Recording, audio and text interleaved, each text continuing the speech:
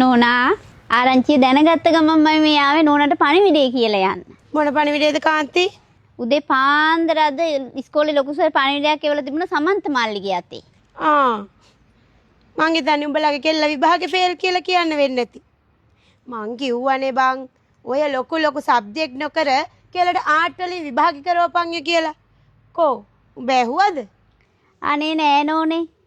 ලොකු සර් පණිවිඩය එවලා තිබුණේ කෙල්ල වෛද්‍ය විද්‍යාලයට තේරිලා කියලා කියන්න.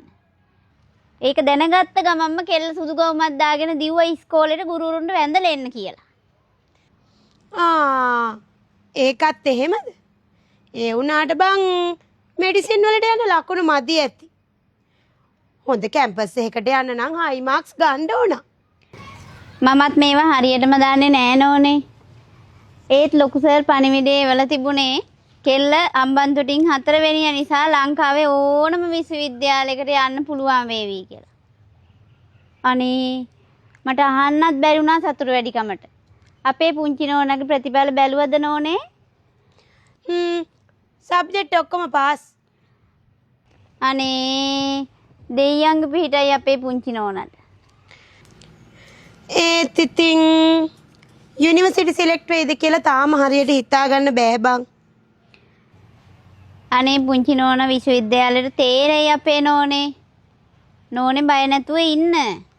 අපේ පුංචි නෝනා පින් කඳක්. තේරුනේ නැත්තත් මොකද බං? මොකෝ මේ අපේ තියෙන සේරම දේපල රෙෂ්නිටනේ බං. අනික රෙෂ්නිගේ ඩැඩා කැමති නෑ එයා යුනිවර්සිටි යවන්න. අපේ නෝනාට කොච්චර පින් දුන්නත් මදි නෝනේ. අපේ කෙල්ල තාමත් අඳින්නේ පුංචි නෝනා ඇඳපු ඇඳුම්.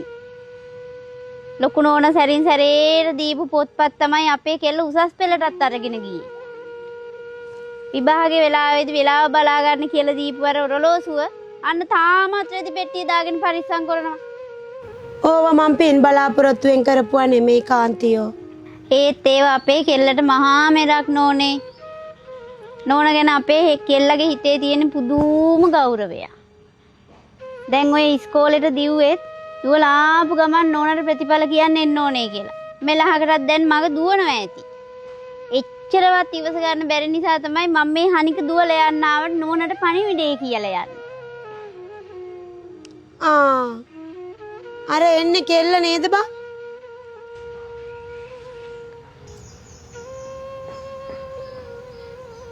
මං කිව්වේ නෝනා මෙලහකටත් මගේ එනවා ඇති කියලා. එහෙනම් මං ගිහින් එන්නන්න ඕනේ. හොද්ද ලිපේ තියලා ආවේ මෙලහකට හොද්ද ඉඳිලත් ඇති.